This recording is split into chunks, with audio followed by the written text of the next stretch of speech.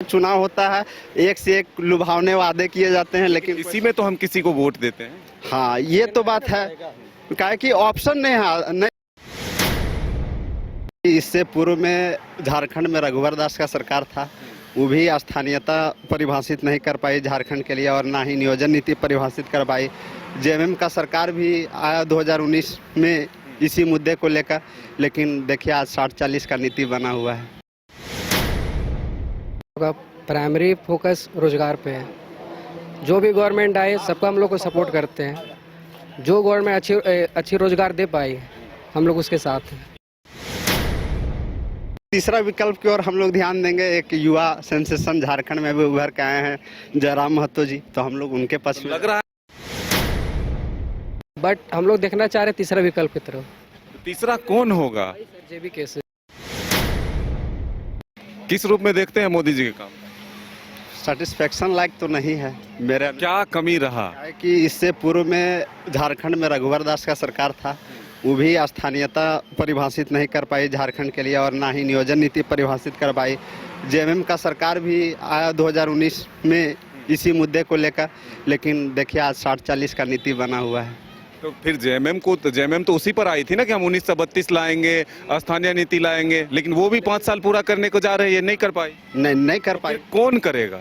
देखिए तीसरा विकल्प की ओर हम लोग ध्यान देंगे। एक युवा सेंसेशन झारखंड में भी उभर के आए हैं, जयराम महतो जी, तो हम लोग उनके पक्ष में। लग रहा है कि बीजेपी इतनी बड़ी पार्टियां, जेएमएम, कांग्रेस, आजसू, इस बीच में एक नया चेहरा, कोई बदलाव अचानक कर देगा। देखिए समय तो लगेगा, लेकिन उनका आइडियोलॉजी बढ़िया है।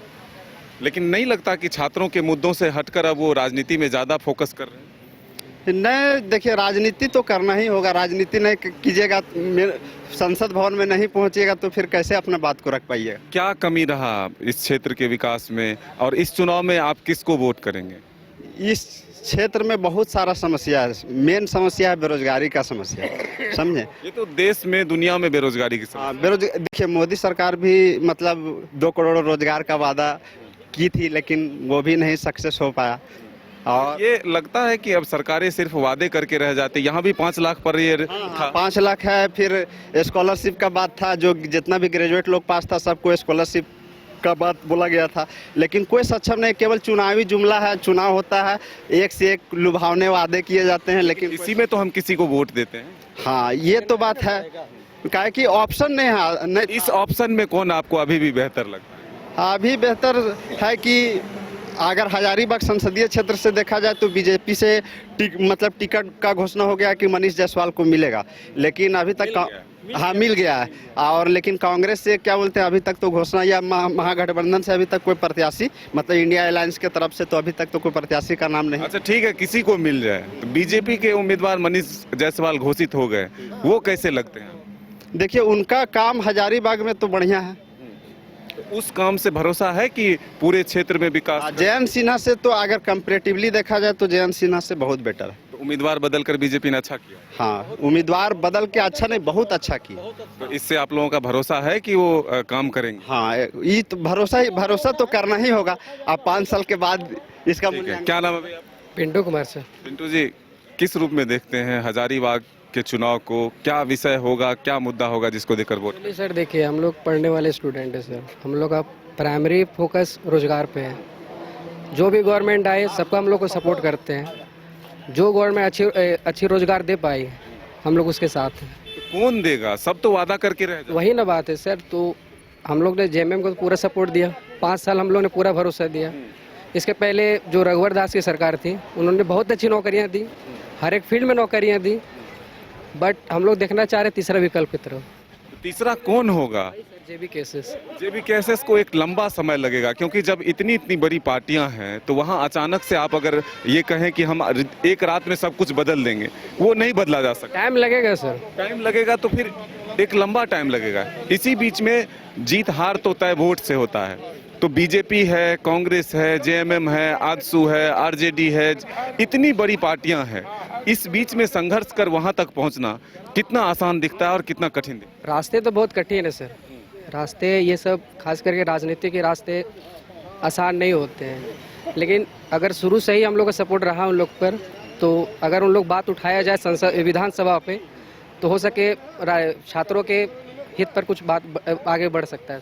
ऐसा तो नहीं लगता ना कि अभी जो जिस चुनाव में हम लोग हैं इसमें किसी अगर युवा का वोटर सिर्फ जेबीकेएसएस को चला जाता है तो दूसरे तरफ जो और वर्ग के वोट हैं वो शिफ्ट हो जाएगा, तो फिर एक तरह से कामयाबी तो नहीं मिलेगी। सर एक्चुअली में देखा जाए ना सर कि एक्चुअली में जो युवा वर्ग है 21 साल से जो 35 साल, आई थिंक जो सेंसस हुआ था 2011 पे झारखंड का, तो शायद 35 या फिर 40% ऑक्यूपाई करती है। तो ये बहुत बड़ा रोल होता है, बहुत बड़ा रोल होगा यूथ का वोटर्स। तो आप लोग बदलाव चाहते हैं? ये सब ये बदलाव बहुत जरूरी है सर। देखते हैं रोजगार, अगर रोजगार स्टूडेंट्स के हित पे आती है तो अगर एक रोजगार एक घर पे आती है सर, तो अगर एक घर सही जाता है तो आप सोचिए जितने वैकेंसी के अनुसार से वो कितना घर संवरेगा। कितना विकास हुआ आपके क्षेत्र का? सर तो हमको तो नहीं दिख रहा है सर, कहीं नहीं दिख रहा। कुछ नहीं दिख रहा है। क्या होना चाहिए था जो नहीं हुआ? तो बहुत सही से क्या सर, होना चाहिए? देखिए एक लाइब्रेरी होना चाहिए था यहाँ पे। हमारे यहाँ पर आप पूरा गांव भ्रमण कर लीजिए, एक भी लाइब्रेरी नहीं मिलेगा।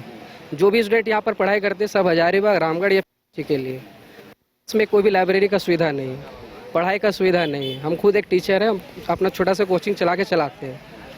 हम लोग का तो यही कहना था कि अगर छोटा सा लाइब्रेरी यहाँ पे खुल जाता तो बच्चों को जो सेल्फ स्टडी करना चाहते हैं, जो घर में जो थोड़ी बहुत परेशानियाँ होती है, वो लाइब्रेरी में आसानी से वो पढ़ सकता था।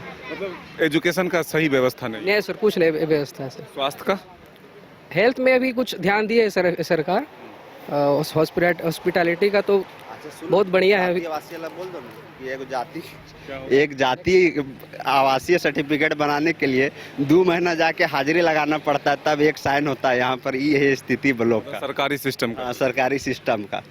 तो बिल्कुल देखिए, ये पसंद है कि बीजेपी के द्वारा जो उम्मीदवार बदले गए, झारखंड के हजारीबाग लोकसभा क्षेत्र में हम मांडू में मौजूद हैं और यहाँ लोगों से बातचीत कर समझने की कोशिश कर रहे थे कि कितना विकास हुआ 10 वर्षों में मोदी के कार्यकाल में और अब वो क्या चाहते हैं। तो ये जानने और समझने की कोशिश हमने की। लोगों की मिलीजुली प्रतिक्रिया है, कोई कह रहे हैं कि बीजेपी ने कुछ काम किया है, कोई कहते हैं कि और करने की जरूरत है। अपने सहयोगी विकास के साथ Madan Singh, news bye scope, Ranchi, Hazaribagh.